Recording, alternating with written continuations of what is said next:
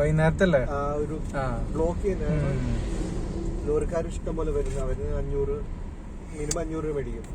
അവർക്കും ലാഭമാണ്. 500 കൊടുത്താലും അവർക്ക് ഒരു ഡേ അവർക്ക് ലാഭമായി കിട്ടേ. ഈ പച്ചക്കറി കയറ്റി വരുന്ന ചിലത് ഇഞ്ചി അങ്ങനത്തെ സാധനം കയറ്റി വരുന്നത് ലോറിക്കാര് മാത്രല്ല, ഇപ്പൊ കാറുകാരും ചിലപ്പോ അത്യാവശ്യമായിട്ട് പോയിട്ട് വരുന്ന ആൾക്കാരൊക്കെ ഉണ്ടാവുമല്ലോ. അപ്പൊ അവരൊക്കെ സുഖമായിട്ട് 500, 1000 ചിലപ്പോ ഇതാക്കും. അത്യാവശ്യമുള്ള വലിയ ടീമുകളൊക്കെ പോകണ്ടെങ്കിൽ ചിലപ്പോ 1000 കൊടുക്കും.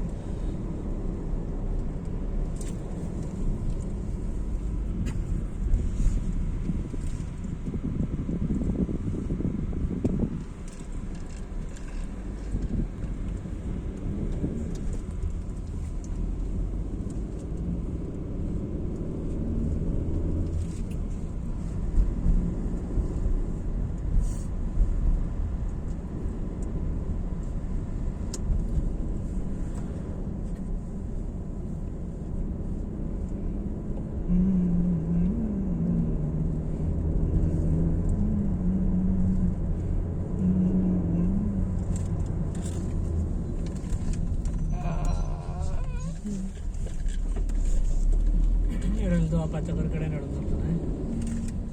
ക്യാബേജ് വാങ്ങാനല്ലേ? Purple cabbage. ഒരു ക്യാബേജ് 5 രൂപ ലാഭത്തിന് 10 രൂപ ഡീസൽ പെട്രോൾ കട. 5 രൂപ ലാഭം ഒന്നുമില്ല പർപ്പിൾ ക്യാബേജ്. പർപ്പിൾ ക്യാബേജ് അവിടെ 100 രൂപയാണ്. ഇവിടെ 20-30 രൂപ കിലോ അല്ല, 100 രൂപയാണ്. 3 എനിക്ക് കാണാം. മറ്റേ വത്തക്ക നല്ല റേറ്റ് കിട്ടുമായിരിക്കില്ല. അത് കേട്ടു, പക്ഷെ ഒരു കാര്യമില്ല. ഫോട്ടോ പിടിക്കുക. ഞാൻ എവിടെ പോകാൻ നോക്കിയിരിക്കുക.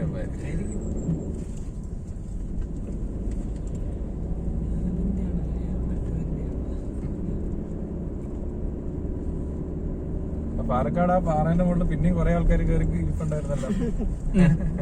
പക്ഷെ അവന് സമ്മതിക്കണം കേട്ടോ. അവന് 10 വയസ്സ് കുറവുള്ളതാണ്. അവന് 10 വയസ്സ് കുറവാണ്. കേറാനുള്ള സാധനല്ല ഈ വനംവകുപ്പ് കോപ്പിലാതെ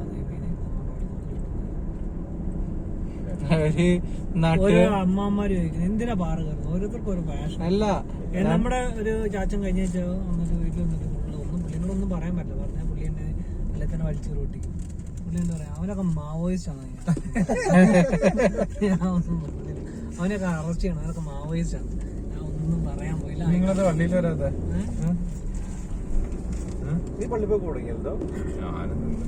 ഞാൻ പോകുന്നില്ല. ക്രിക്കറ്റ് കളിയില്ല, ക്രിക്കറ്റ് കളിക്കാൻ പോകാൻ പറ്റില്ല. രാവിലത്തെ പള്ളി അത് ചേട്ടായൊക്കെ ചേച്ചീന്റെ പള്ളിയിൽ പോയതുകൊണ്ട് ഇവര് പോവാൻ പിന്നെ എന്നോട് പള്ളിയിൽ പോകുമ്പോ ഇന്ന് ഞാൻ നിന്നോട് പറഞ്ഞില്ല, ഒരു മൂഡില്ല കുറച്ച് ചേട്ടാ. എനിക്ക് ആരോടും ഉടക്കം എന്നുള്ള പേടി. ഫുൾ ടെൻസ്ഡ് ആണ്. ഉടക്കം എന്നുള്ള പേടി കൊണ്ടാണ്. ഞാൻ ഇന്നലെ എനിക്ക് ആൻസിന്റെ കോച്ചിന്റെ പിറന്നാളായിരുന്നു. ഞാൻ പോവാത്തതിന് അപ്പൻ എന്നെ തെറി അടക്കം പറഞ്ഞു. ഞാൻ പോയില്ല. എനിക്ക് അവരെന്തായാലും ആരെങ്കിലും എന്നോട് ചൊറിയും. സാധാരണ ഞാൻ പ്രതികരിക്കുകയില്ല. താഴത്തെ റിബി കെട്ടിയ അടിപൊളി വീടാണല്ലോ. എന്നിട്ടാ ജിജോന്റെയോ? ജിജോന്റെ ഞാൻ കണ്ടില്ല. അപ്പോ എന്തെങ്കിലും ആൾക്കാർ ചൊറിയാൻ എന്ത് ചെയ്യും? നമ്മുടെ മൂട് ശരി. പിന്നെ ഇതായി കുറച്ച് പ്രായമായിട്ടുള്ള ആൾക്കാരൊക്കെ ഉണ്ടെങ്കിൽ നമ്മുടെ മൂടൊക്കെ ശരിയല്ലെങ്കിൽ അവര് പോകുന്ന നല്ല ഒഴിവാക്കുന്നതായിട്ട്. നമ്മള് പക്ഷെ അങ്ങനത്തെ ആൾക്കാരെ ഫേസ് ചെയ്യും. നമ്മളങ്ങനത്തെ ആൾക്കാരെ പോയിട്ട് എറണാകുളത്തല്ലേ? ജിജോ കോയമ്പത്തൂരാണ്. കോയമ്പത്തൂരാ? അവനുമായിട്ട് ഞാൻ കണക്ഷൻ ഒന്നുമില്ല. അവരവിടെ അവനിപ്പോ ഇവിടെ ഉണ്ടല്ലോ ഫുൾ ടൈം. റിബി അവരുമായിട്ട് കണക്ഷൻ ഉണ്ട്. അവരെപ്പോഴും വീട്ടിലാണ്. റിബിക്ക് എന്താ പണി? റിബിക്ക് വലിയ പണിയൊന്നുമില്ലല്ലോ. എറണാകുളത്ത് പട്ടമോട്ട് പരിപാടികളാണ്.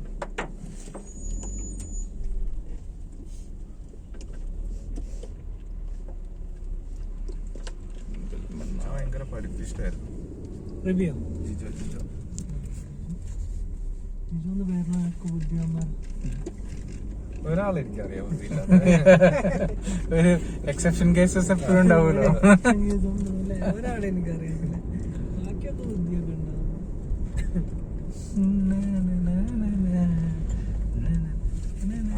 ഫിജിലിന്റെ അത്രയും മാർക്കുണ്ട്. അവന് മിനാട് സ്കൂളിൽ പഠിക്കുമ്പോൾ ഒടുക്കുന്ന മാർക്കായിരുന്നു. അവന്റെ ചേട്ടനാണെങ്കിൽ മണ്ടനായിരുന്നു. എന്തോ ചേട്ടനാണെങ്കിൽ മണ്ടനായിരുന്നു. ഇതിനൊക്കെ മാർക്കുള്ള ഒരാളെ കണ്ടു. ഇവന് 535 മാർക്കുണ്ട് 10ാം ക്ലാസ്സില്. ഇവനെ എന്ത് എനിക്ക് 354. എന്നൊക്കെ എത്ര മാർക്ക് കൂടുതൽ? 116 141 മാർക്ക്. 200 മാർക്ക് കൂടുതൽ. ആകെ 600 മാർക്ക് കൊടുക്കും.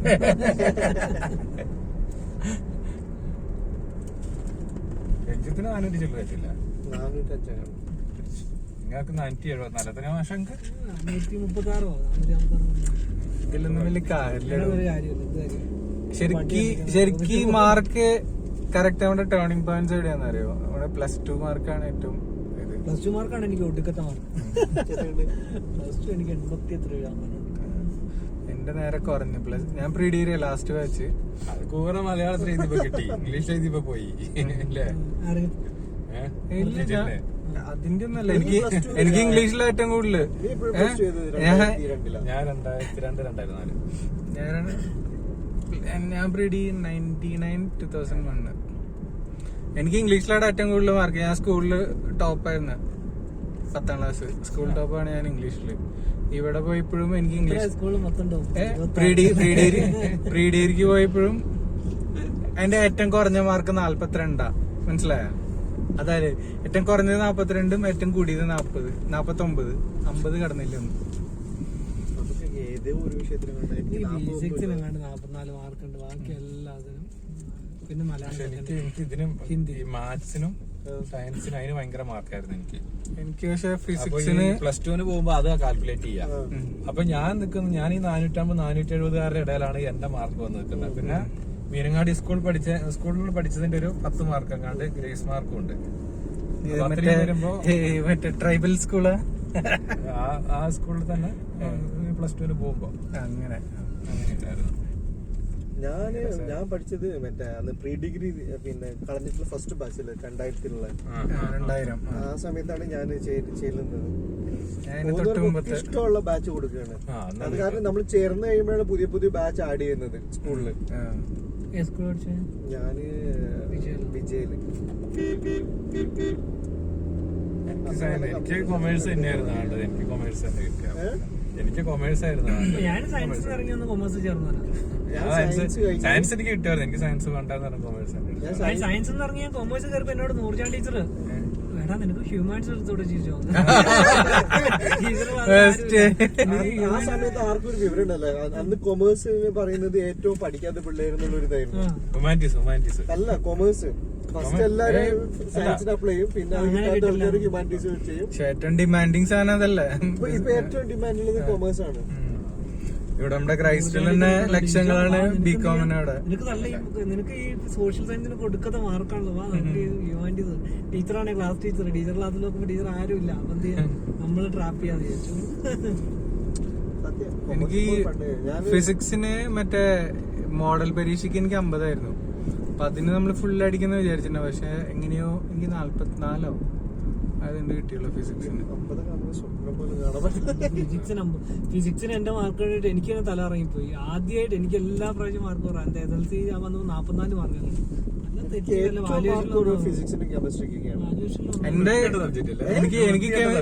ഞാൻ BSc ബോട്ടണി പഠിക്കുക സെന്റ് മേഴ്സിൽ പോയിട്ട്. അതിന്റെ സബ് വന്നിട്ട് ഇതാണ്, ഫിസിക്സ് ഉണ്ട് കെമിസ്ട്രി ഉണ്ട്. കെമിസ്ട്രി എനിക്ക് ഏറ്റവും മറ്റേ ഇതില്ലേ, ഞാൻ 2 വർഷം പഠിച്ചിട്ട് 2 കെമിസ്ട്രി ഇല്ല. ഒന്ന് പോയി അവിടുന്ന് സെന്റ് മേഴ്സിൽ നിർത്തി. ഞാൻ പിന്നെ കോപ്പറേറ്റീവ് കോളേജിൽ പോയിട്ട് ഇവനോട് ബികോമിനൊക്കെ ചേർന്നു. സെന്റ് മേഴ്സിൽ പഠിച്ചിട്ടുണ്ടായിരുന്നു 2 വർഷം. അങ്ങനെ സ്റ്റാൻഡേർഡായി മാറി. ഞാൻ 2004 വരെ സെന്റ് മേഴ്സിൽ.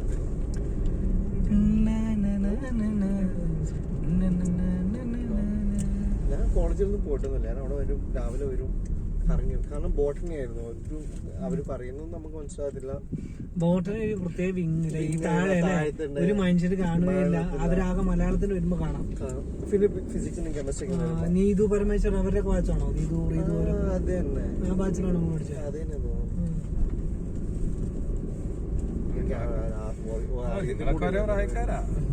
2 വർഷം ഞാൻ പഠിച്ചത്. 2 വർഷം പഠിച്ചു എന്നല്ല, 2 വർഷം പോയി ഞാൻ. ഫസ്റ്റ് ഇയറിൽ എക്സാം എഴുതി. അത് എല്ലാം പേപ്പർ അന്ന് 12 മാർക്ക് 13 മാർക്ക് പേപ്പർ കിട്ടും തോന്നുന്നു.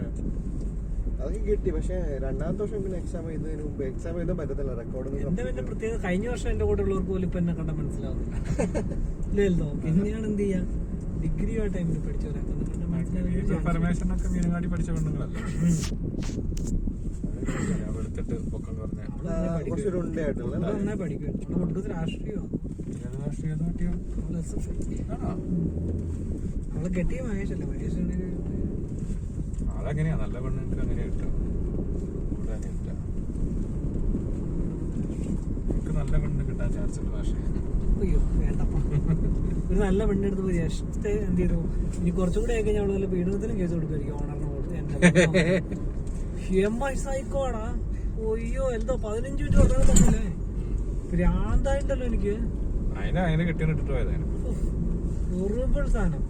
ആ സാധനല്ലേ മറ്റേ ഞാൻ വിചാരിച്ച അവിടുത്തെ മറ്റേ ഈ ബംഗാളി പെണ്ണ് മറ്റേ അടിച്ചോടിക്കാൻ വന്നതെന്ന് വിചാരിച്ച പെണ്ണിനെ അടിച്ചിടുന്ന ദിവസം ഈ ചെടിയാക്കണ ചെരുപ്പ് വരെ എന്തെങ്കിലും എടുത്ത് കൈ പിടിച്ചുകൊണ്ട് വന്ന ടീമായിരുന്നു. ഓവർ ഭക്തി കാരണം അവര് നമുക്കിട്ട് പണിയുന്ന അവസാനം. പണിയുന്നതിനല്ല കുഴപ്പം, ഒരു മാന്യത ഇല്ലാത്ത പണി. എന്നൊക്കെ ഓണർമാർ ഇങ്ങോട്ട് പൈസ മറ്റാർക്കും എങ്ങനെയെങ്കിലും ഇറങ്ങി തരൂ, ഒന്ന് ഇറങ്ങി പോയി, ഒരു 5 പൈസ വേണ്ടെന്ന് പറഞ്ഞിട്ട് മനുഷ്യന്മാര് അവാർഡ് കൊടുത്തിട്ട് അത് 3 മാസം റെന്റ് ഒക്കെ കൊടുത്തിട്ട്. ഈ ഓഫീസിലെ കേസ് ആലോചിച്ച ടെൻഷനായി. ഇത് പൈസ പോയത് പോട്ടെ, പൈസ പോയത് പിന്നെ ഉണ്ടാവും. അല്ല ഇനി മറ്റേ വക്കീൽ എഴുതണത് നോക്കിക്കോളോട്ടെ, 1 മാസം കേസ്. 1 മാസം 2 ദിവസം വക്കീലിനെ കൊണ്ട് പറയിപ്പിക്കാനെങ്കിലും ആളുണ്ട്. വക്കീലിന് പറഞ്ഞാൽ മനസ്സിലാക്കാനുള്ള ബുദ്ധിയെങ്കിലും ഉണ്ട്. ശരിയാ, അതങ്ങനെ ബുദ്ധി എനിക്ക് കുറച്ച് കോമൺ സെൻസ് ഉള്ള മനുഷ്യനാ.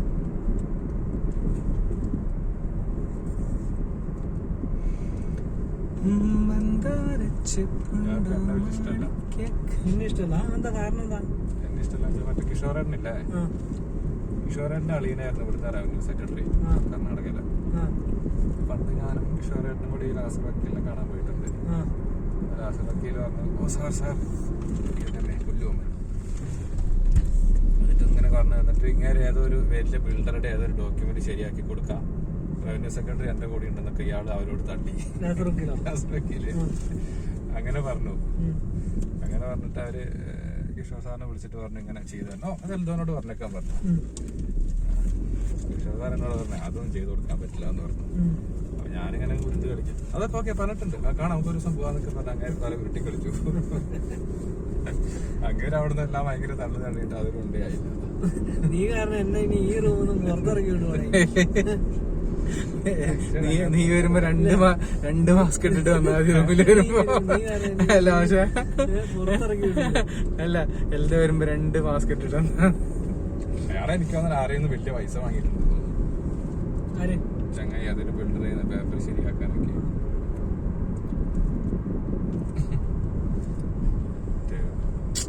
അല്ല അങ്ങനെ സംസാരമൊന്നും കുഴപ്പമില്ല, ഇനി അറിയില്ല, നമുക്കറിയില്ല.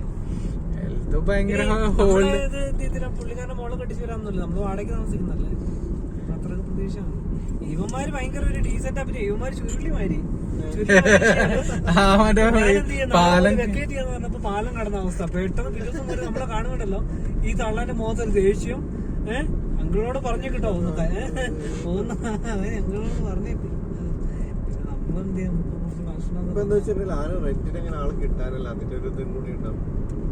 അതുകൊണ്ട് അവര് ഓൾറെഡി താഴെ ഒരു 2 BHK ഒഴിവാണ്. അപ്പൊ അവിടെ ഒരു 15 പോയി അവരുടെ. ഇങ്ങേരുടെ ഒരു വേറൊരു 1 BHK ഉണ്ട് 8. ഈ ഇങ്ങേരുടെ ഇപ്പൊ പോകുമ്പോ വീണ്ടും ഒരു 8. അപ്പൊ ഓൾമോസ്റ്റ് ഒരു 30,000 പെർ മന്ത് ലോസ് ആയി തുടങ്ങി. ഒരു വർഷം കഴിഞ്ഞ് എന്നെ ഓർഡർ ഇറക്കി വിടുന്നു. എന്റെ എനിക്ക് അങ്ങനത്തെ ഉണ്ട് സംശയമുണ്ട്. ഈ വീട്ടില് ഇപ്പത്തെ വീടില്ലേ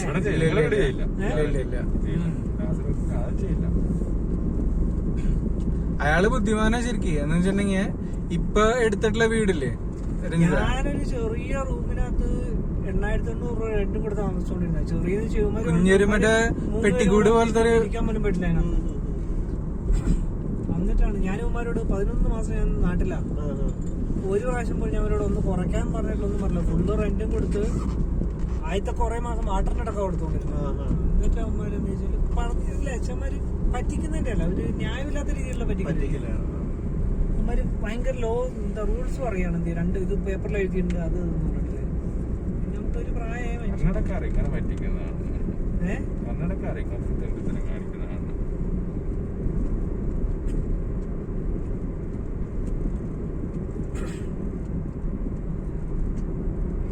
നല്ലൊരു മറ്റേ വീഡിയോ ഉണ്ടല്ലോ, മറ്റേ എവിടെയുണ്ട് മേപ്പടിയ നല്ല സിനിമയാണല്ലോ. അത് ആരടാ ഈ നെഗറ്റീവ് ഡീഗ്രേഡ് ചെയ്ത് പൊട്ടിച്ചേ? പടം ഹിറ്റ് ആയിണ്ടാവും, പൈസ കിട്ടിയാലോ. ഡീഗ്രേഡിങ് പൊളിറ്റിക്കലി കുറെ ഡീഗ്രേഡ് നല്ല സിനിമയാണ് മേപ്പടിയ. ഉണ്ണിമൂന്നന്റെ അത് ആമസോണിൽ വന്നു തോന്നുന്നു. ഇത് കഴിഞ്ഞ് വന്നതിൽ വേറെ ഏതാണ്ട് വന്നിട്ടുണ്ടല്ലോ ആമസോണില്. വിക്രമാദിത്യം അല്ല, അതിന് മുന്നേ ഫസ്റ്റ് മല്ലു സിംഗ് കഴിഞ്ഞിട്ട് വന്ന ഏറ്റവും നല്ല സിനിമയിൽ ഒന്ന് ഇതാ. മല്ലു സിംഗ് അടിപൊളി ക്യാരക്ടറാണ്. ആറാട്ട് കണ്ടേ. അങ്ങനെ അവര് പറഞ്ഞ പോലെ തന്നെ കൂതർപ്പടാണ്, അവരും അതിന് പറഞ്ഞ കൂതർപ്പടാന്ന് പറയുന്നത്. അല്ല 2 മണിക്കൂർ പോലും ഇറങ്ങിപ്പോ അതെന്താന്നറിയോ, ഈ സോഷ്യൽ മീഡിയയിൽ കുറെ ബുദ്ധിജീവികൾ ഇറങ്ങിയിട്ടുണ്ട്. ഈ ന്യൂജൻ പടം പണ്ടത്തെ പോലെ അടി ഇടി പിടി അങ്ങനത്തെ പടങ്ങളൊന്നും ഇഷ്ടമില്ലാത്ത, എല്ലാം പൊളിറ്റിക്കലി നോക്കുന്ന, കറക്റ്റ്നെസ് നോക്കുന്ന കുറെ ആൾക്കാരുണ്ട്. ഭയങ്കര പൊളിറ്റിക്സ്. അതൊരു രക്ഷയില്ലടാ, അതൊരു രക്ഷ.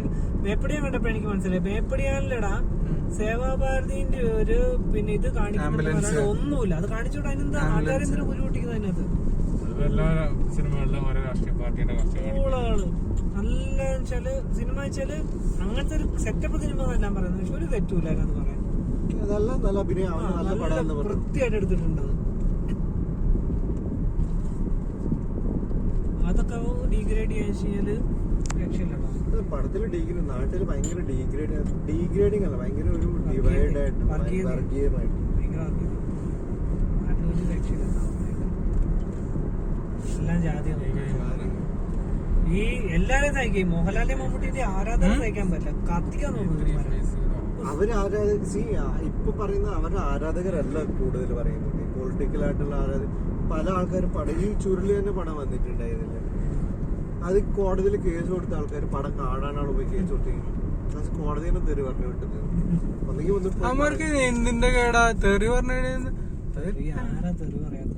വീട്ടില് ഇവന്മാര് ഭാര്യനെയും മക്കളെ വിളിക്കുന്നത് തെറി ഓടുവാണ്. സത്യം. അവിടെ ഞാൻ കണ്ടില്ല, ഒരു പടം റിലീസ് ചെയ്യുന്ന രാത്രി 12 മണിക്കാണ് സോണി ലിവിന് വന്നത്. ഞാൻ കാത്തിരുന്നൊരു ലിജോ ജോസിന്റെ പല്ലിശ്ശേരിന്റെ പടം നമ്മളിങ്ങനെ കാണും, കുറച്ച് കാണാൻ എന്തെങ്കിലും ഉണ്ടാവും, ഡിഫറെന്റ് ആയിരുന്നു. ഞാൻ കുറച്ചു നേരം കണ്ട് ഫസ്റ്റ് ആ പാലം കടന്ന് നല്ല സൈലന്റ് ആയിട്ടുള്ള പാലം കിടക്കുന്നു പടം പോകുന്നത്. അതിന്റെ ആദ്യം ഒരു മാ കൂട്ടിയിട്ട് കണ്ട് തരുമെന്ന്. ശരി, ഞാൻ കേട്ടതിന്റെ കുഴപ്പമാണോ? 10-12 ഞാനും ഞെട്ടിപ്പോയി മറ്റോന്റെ ചേഞ്ച് വന്നപ്പോ. അയ്യോ, പിന്നെ നോക്കണ്ട് പടം കുറച്ച് നല്ല തരിപ്പായ പോലെ. ഈ രാത്രി 12-1 മണിക്ക് ഒട്ടും എക്സ്പെക്ട് ചെയ്യുന്നില്ലല്ലോ അത്. അതല്ല സ്റ്റാർട്ടിങ്ങിൽ അയാൾ കാണിക്ക ചേട്ടാ 2 പേരും കൂടെ വരാനുണ്ട്, ഒന്ന് വെയിറ്റ് ചെയ്യട്ടാ, അവര് വന്നിട്ട് പോവാട്ടാന്ന് പറഞ്ഞു. ഓ വാ, എന്ത് നല്ല മനുഷ്യൻ.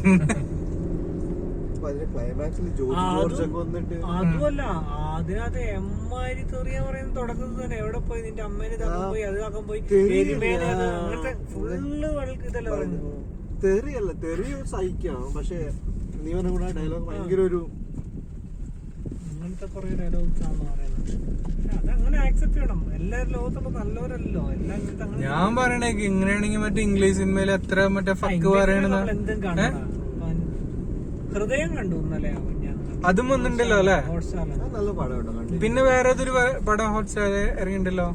ഇല്ല, അടുത്ത ആഴ്ച മറ്റേ ഇത് അജയചന്ദ്രൻ അടുത്ത ആഴ്ച. പക്ഷെ മറ്റേ ഇത് ഇപ്പോഴും വന്നിട്ടില്ല. നല്ല പടങ്ങൾ അവർ കൊണ്ടു. ജാനേമൻ ഇപ്പോഴും വന്നിട്ടില്ല. ഫ്രീഡം ഫൈറ്റ് 2-3 എപ്പിസോഡ് ഞാൻ കണ്ടിരുന്നു.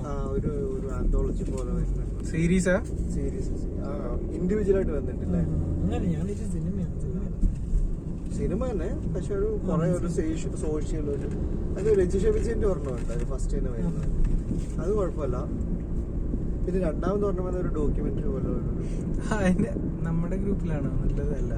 മറ്റേ രജിഷ വിജയൻ മറ്റേ ഒരു തെറി പറയണത് അതിലത് നീ പോടാ മയിരേ.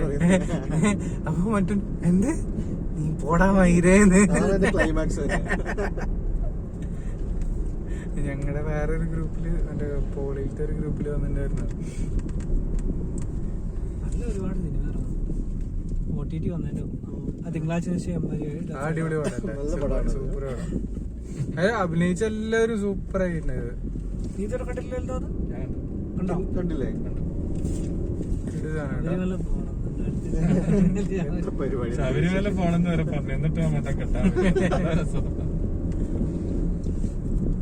അവര് പിന്നെ ഡയറക്ടർ പുതിയ പടം വരുന്നില്ലല്ലോ. അവന്റെ പണ്ടത്തെ ഒരു പടം എടുത്തിട്ടുണ്ട്, റിലീസ് ആയിട്ടില്ല.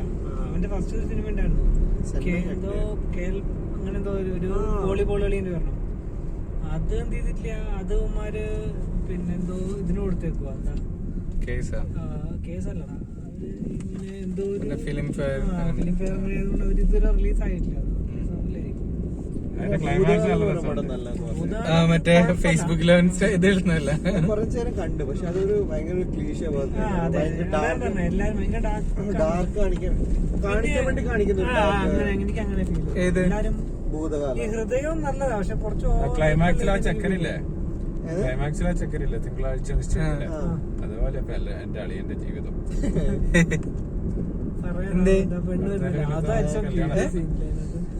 ഏപ്രിൽ 28 കല്യാണം.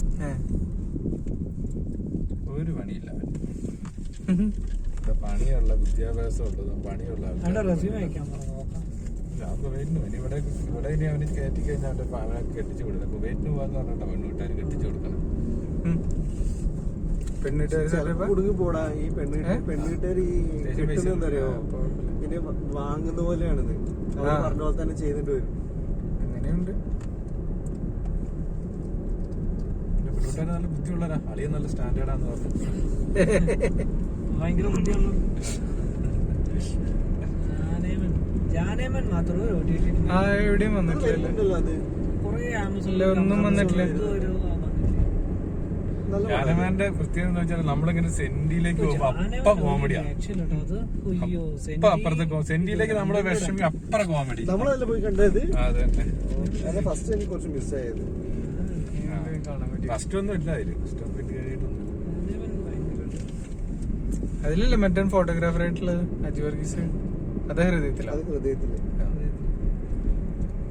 ഇതിനകത്ത് മേപ്പടിയാണല്ലോ അജു വർഗീസ് അടിപൊളിയാണ്. ബ്രോഡാഡിയല്ലേ ആ സൗബിൻ താറിന് എടുത്ത് കഴിഞ്ഞ അവിടെ അജു വർഗീസിനാക്കിയായിരുന്നു. അജു വർഗീസ് നല്ല രസമായിരുന്നു. കൊറേ നാള് കഴിഞ്ഞ ശേഷം മോഹൻലാൽ പടം കണ്ട് കുറെ ശരിക്കും ബ്രോഡാഡിയിലെ നായകൻ ശരിക്കും ലാലു അലക്സ. അവനാണ് റോളുള്ളത് അതില്. മറ്റവർക്ക് വെറുതെ മറ്റവർ മെയിൻ നടന്മാരായതുകൊണ്ട് അതിലേക്ക് കോൺസെൻട്രേറ്റ് ചെയ്യുന്നേ ഉള്ളൂ. റോളും ആ ക്യാരക്ടർ വൈസ് അവനല്ലേ സ്ട്രോങ്. മോഹൻലാലിനൊന്നും പ്രത്യേകിച്ചൊന്നുമില്ല.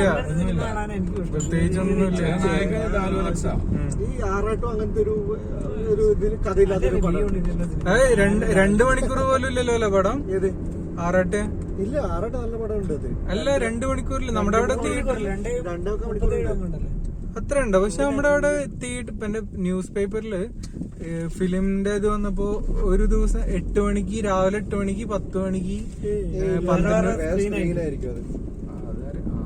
പടം നല്ല ലെങ്ത് ഉണ്ട്. പക്ഷെ ഒരു തിയേറ്ററിനായിട്ടില്ല തന്നെ 8 ഉണ്ടായി. ചിലപ്പോ 2 സ്ക്രീൻ ഉണ്ടോന്ന് അറിയില്ല. അതാണ് കറക്റ്റ് ആയിരിക്കും. അപ്പൊ ഞാൻ വിചാരിച്ചു നോക്കിപ്പോ കൂടെ ഉള്ളവരൊന്ന് നശിപ്പിച്ചു കളയും.